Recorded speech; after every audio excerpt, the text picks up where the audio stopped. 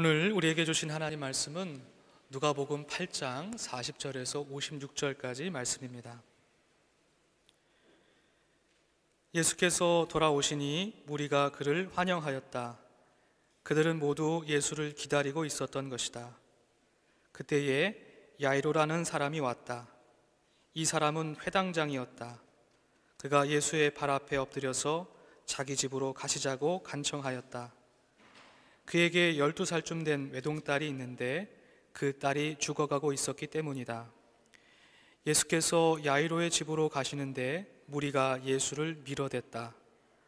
무리 가운데 12해 동안 혈루증으로 앓는 여자가 있었는데 의사에게 재산을 모두 다 탕진했지만 아무도 이 여자를 고쳐주지 못하였다.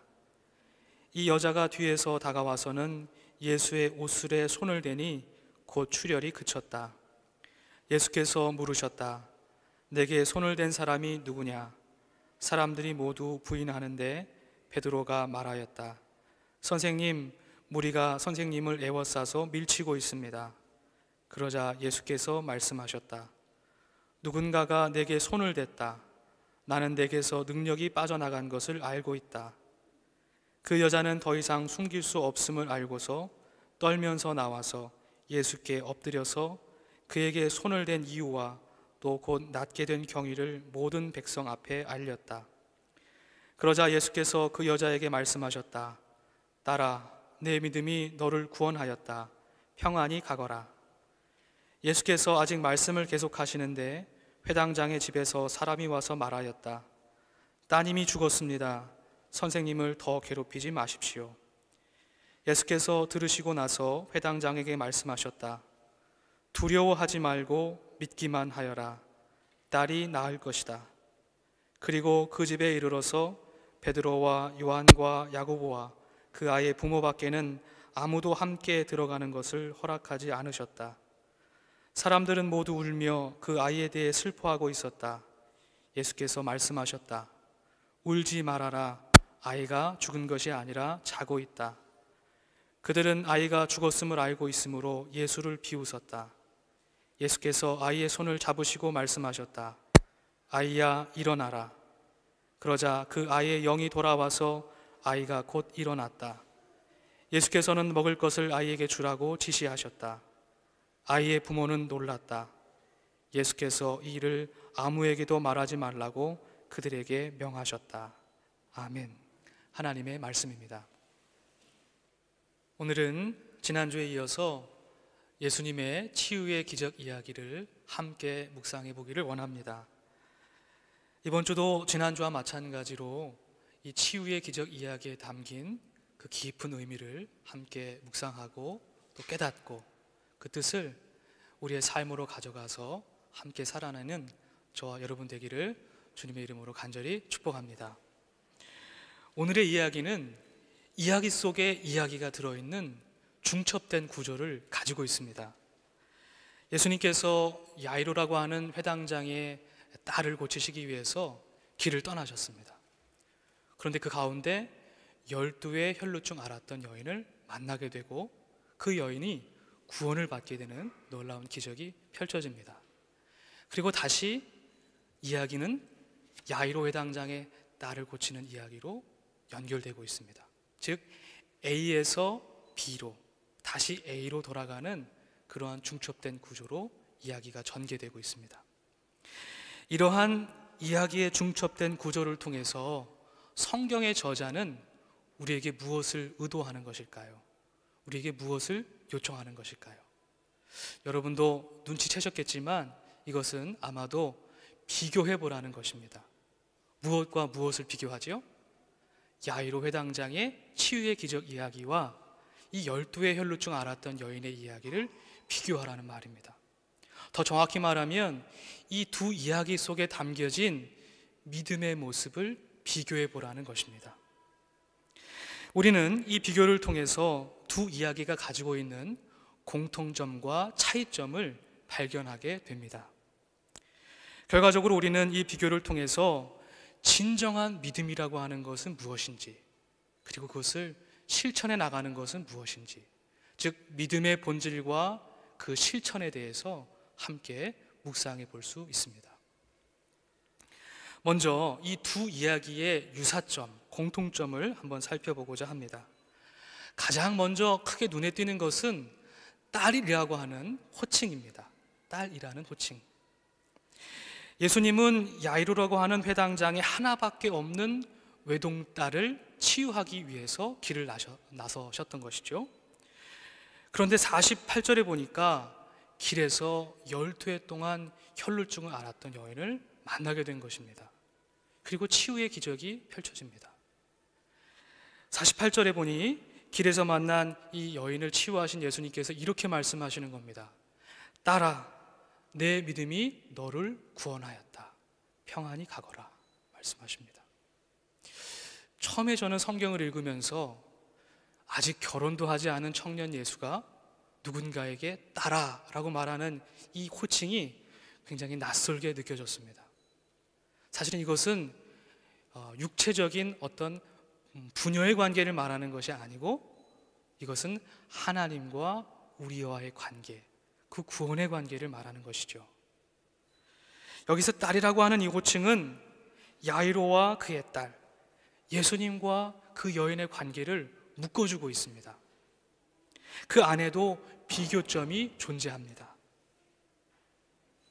야이로와 딸은 분명히 혈육의 관계입니다. 육체적인 관계입니다. 그러나 예수님과 그 여인은 방금 말씀드렸다시피 구원의 관계입니다. 하나님과 우리의 관계입니다. 즉 오늘 성경의 본문은 딸이라고 하는 호칭을 통해서도 이 전체의 이야기가 갖고 있는 의미와 목적을 세밀하게 드러내주고 있습니다. 즉 이 딸이라고 하는 호칭은 암묵적으로 육신의 자녀를 향한 아버지의 사랑, 그리고 연약하고 병든 인간을 자녀 삼으시는 하나님의 사랑을 연결시켜주고 있는 역할을 하고 있습니다. 이 두 사랑의 모습을 포개어 놓을 수 있도록 연결시켜주고 있습니다.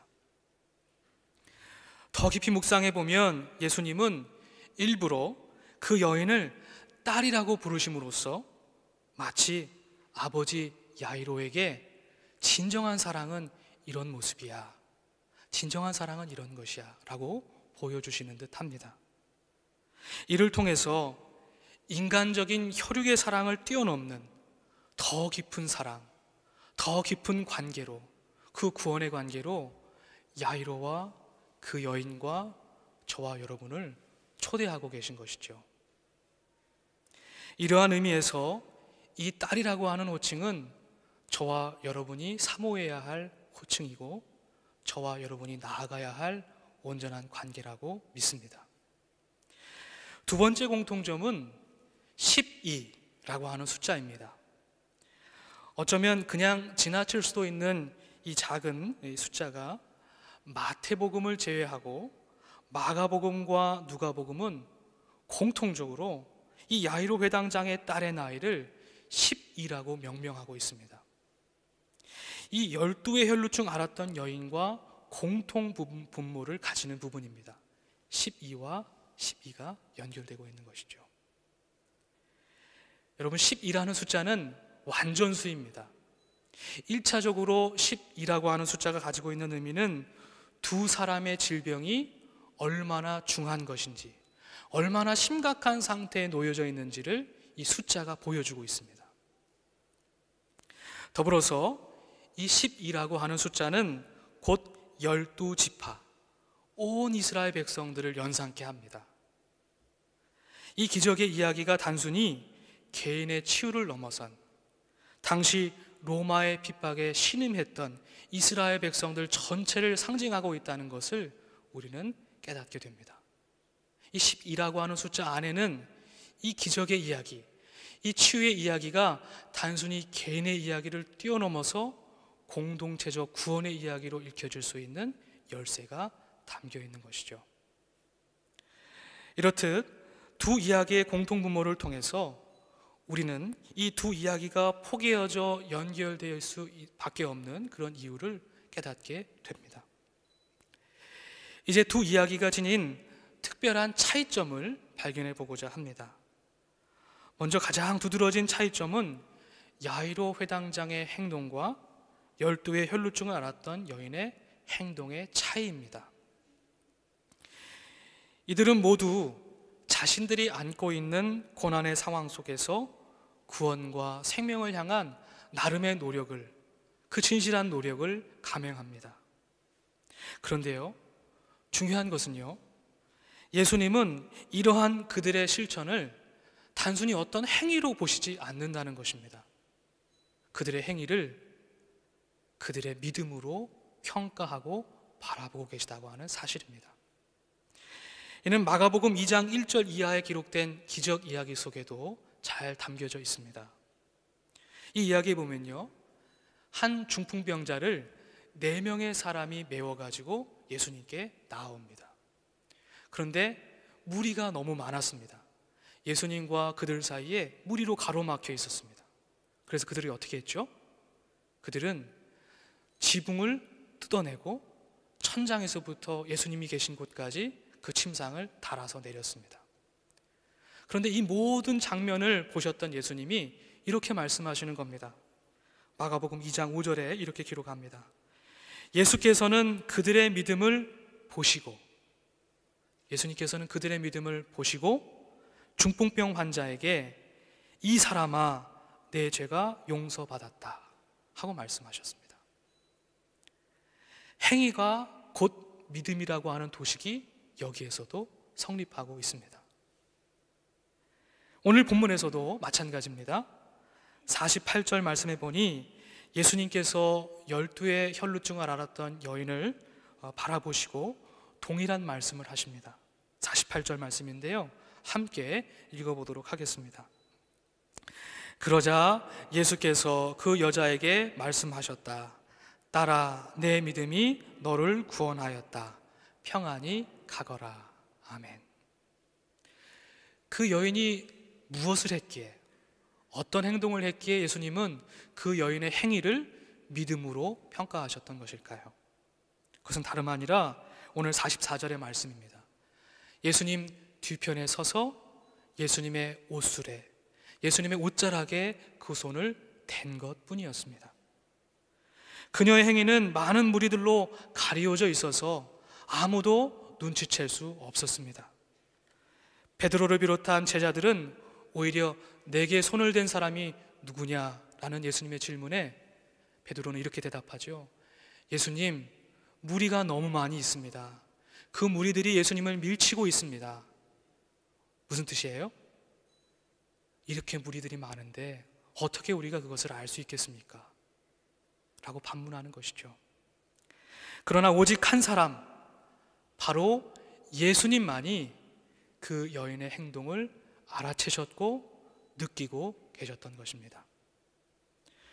같은 본문을 다루고 있는 마가복음에서는 친절하게도 그녀의 행위 밑바탕에 있는 마음의 뿌리를 우리에게 가르쳐 줍니다. 마가복음 5장 28절에 그녀의 마음이 이렇게 기록되고 있습니다. 내가 그의 옷에 손을 대기만 하여도 나을 터인데, 내가 그의 옷에 손을 대기만 해도 낫겠습니다 라고 하는 믿음이 그녀의 마음 깊숙한 곳에 자리 잡고 있었던 것이죠. 중요한 것은 그녀는 그녀의 행위, 새로운 생명과 구원을 향한 몸부림, 낫고자 하는 마지막 혼신의 행위를 끝까지 숨기고자 했다는 것입니다. 그것을 드러내고자 했지 않았다는 것입니다. 이것이 48절, 47절에 기록된 그녀의 떨림과 엎드림 속에서 그 이유를 발견하게 됩니다. 왜냐하면 그녀는 두렵고 떨리는 마음으로 자신에게 허락된 구원을 이루어가기를 원했던 것입니다. 두렵고 떨리는 마음을 지키고자 했던 것입니다. 예수님은 이러한 그녀의 행위 속에 담긴 마음의 중심을 보고 계셨던 것입니다. 그녀는 실제로 구원을 얻고자 하는 그녀의 마음은 간절한 것이었지만 예수님보다 앞서지 않았습니다. 또한 호기심과 의심의 눈초리로 기적을 바라보는 많은 무리들처럼 예수님을 애워싸지도 예수님을 밀치지도 않았습니다. 44절에 분명히 표현하고 있는 것처럼 다만 예수님의 뒤에 다가가서 예수님의 옷자락에 손을 댈 뿐이었습니다. 중요한 것은 예수님의 뒤라고 하는 그녀의 위치입니다. 우리는 그녀에게서 신앙의 여정에 교훈을 얻습니다. 그것은 다름 아니라 예수님보다 앞서지 않으며 예수님의 뒤편에서 두렵고 떨림을 지키며 서는 것입니다. 그리고 우리에게 약속하신 구원과 그 은혜를 확신하면서 예수님의 옷자락에 손을 대는 것입니다. 예수님과 함께 연결되는 것입니다. 우리가 신앙생활을 오래 하다 보면요, 안타깝지만 하나님 앞에, 예수님 앞에 설 때에 우리의 마음속에 두려움과 떨림이 점차 사라지는 것을 보게 됩니다. 그리고 예수님의 뜻, 하나님의 뜻보다 나의 뜻이 조금씩 앞서 나가는 것을 경험하게 됩니다.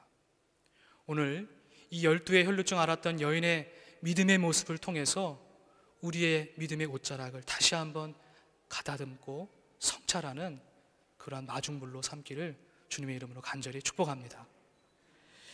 이제 회당장인 야이로의 행위에 그 믿음의 모습을 함께 살펴볼 차례입니다.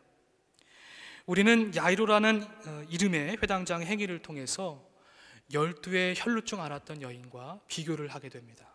그리고 그의 모습을 반면교사 삼아서 다시 한번 우리들의 신앙의 모습을 점검하게 됩니다.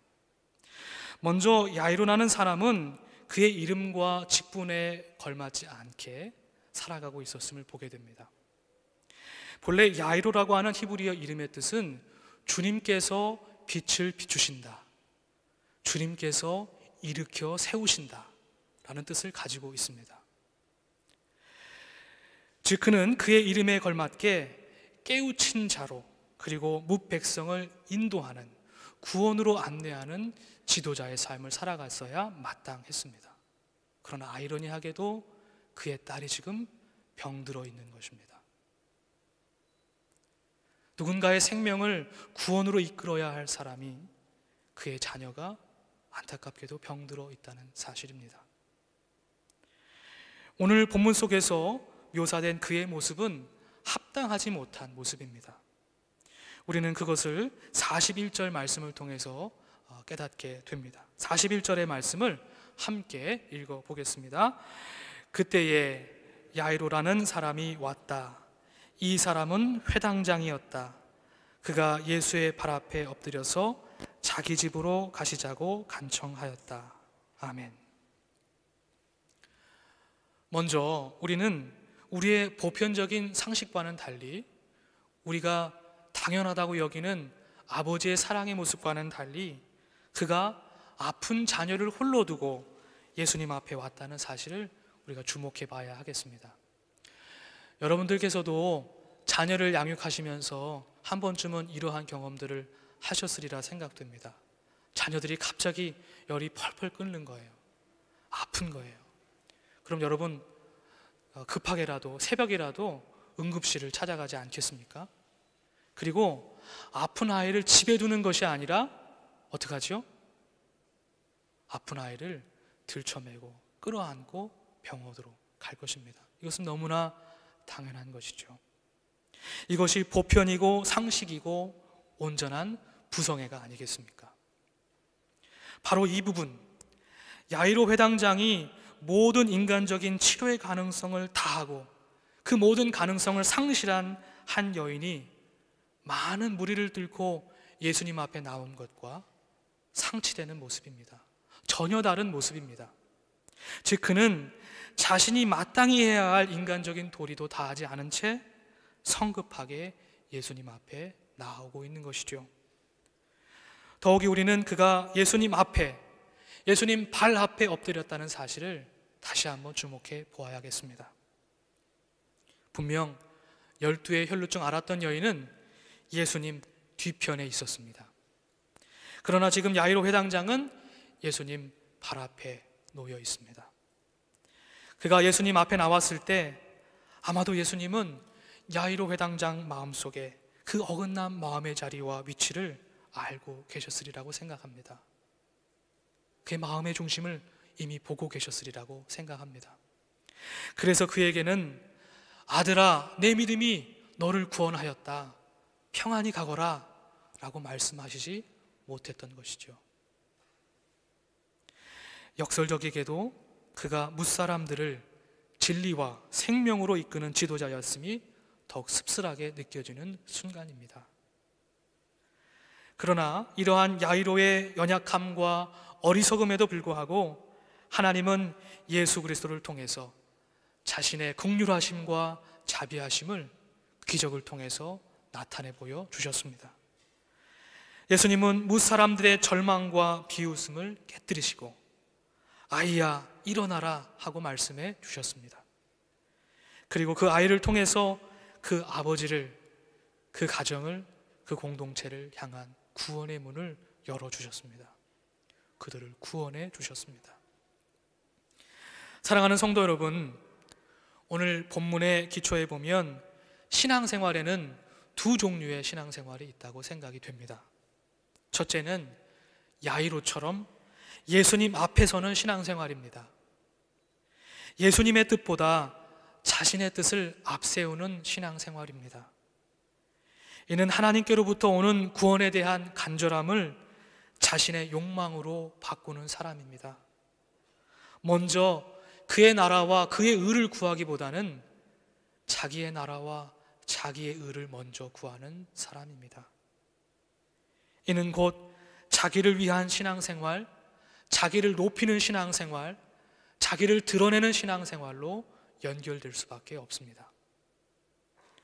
그러나 이러한 신앙생활은 마치 야이로 회당장의 무릎 꿇음이 아무런 영향력을 끼칠 수 없었던 것처럼, 무용했던 것처럼 우리의 삶을 구원할 능력이 없습니다. 그러한 믿음의 모습은, 그러한 신앙의 생활은 우리의 삶을 구원할 수 없습니다. 두 번째는 12의 혈루증을 앓은 여인처럼 예수님 뒤편에 서는 신앙생활입니다. 이는 언제나 길과 진리와 생명 되신 예수님을 뒤따르려고 노력하는 삶을 말합니다. 즉 자신의 의지와 생각을 욕망으로 바꾸어서 예수님 앞에 세우지 않는 사람입니다. 예수님께, 하나님께 투사하지 않는 사람입니다. 늘 두려움과 떨림을 잃지 않고 예수님의 마음까지 낮아져서 자신에게 향한 구원을 두려움과 떨림으로 이루어가는 사람입니다. 이들은 어려운 고난을 당할 때에도 하나님의 구원을 끝까지 신뢰하며 예수님께 닿으려고 손을 뻗는 사람들입니다. 사랑하는 성도 여러분, 여러분은 어떠한 신앙의 여정을 선택하고 살아가시겠습니까? 예수님 앞에 서는 신앙생활을 하시겠습니까? 아니면 예수님 뒤편에 서는 신앙생활을 하시겠습니까? 사랑하는 성도 여러분, 저와 여러분이 예수님 뒤편에서 두렵고 떨림으로, 하지만 간절한 믿음의 확신을 가지고 예수님께 손을 뻗으며 예수님께 나아가는 그러한 믿음의 사람들이 다 되기를 주님의 이름으로 간절히 축복합니다.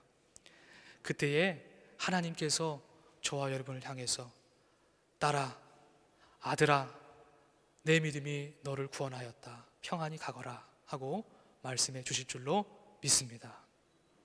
함께 말씀 묵상하면서 기도하겠습니다.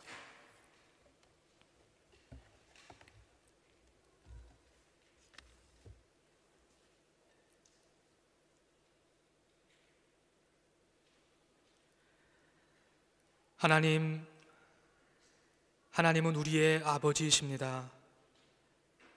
하나님은 우리를 말씀으로 창조하셨고 성령의 숨으로 불어넣으셔서 우리를 살게 하셨습니다. 하나님의 숨으로 우리의 삶을 창조해 주셨습니다. 주님, 이 시간 하나님의 자녀답게 두렵고 떨리는 마음으로 손을 뻗어 우리에게 구원을 베풀어 주신 예수님께 나아갑니다. 우리의 마음이 더욱더 깨끗하여지고 온전하여지기를 원하오니 하나님, 우리의 마음을 맑혀주시기를 원합니다. 성령으로 우리의 마음을 맑혀주셔서 온전히 주님의 마음에 합당한 사람으로 주님 앞에 서게 해 주옵소서. 아버지 하나님, 이 말씀을 듣고 세상을 향해 나아가는 모든 성도들에게 함께 해주시고 세상 가운데 이 말씀을 먹고 힘을 얻는 대로 다시 주님의 뜻을 몸부림쳐 살아내는 삶을 살아갈 수 있도록 인도해 주옵소서. 감사를 드리옵고 우리를 권하신 예수 그리스도 이름으로 기도합니다. 아멘.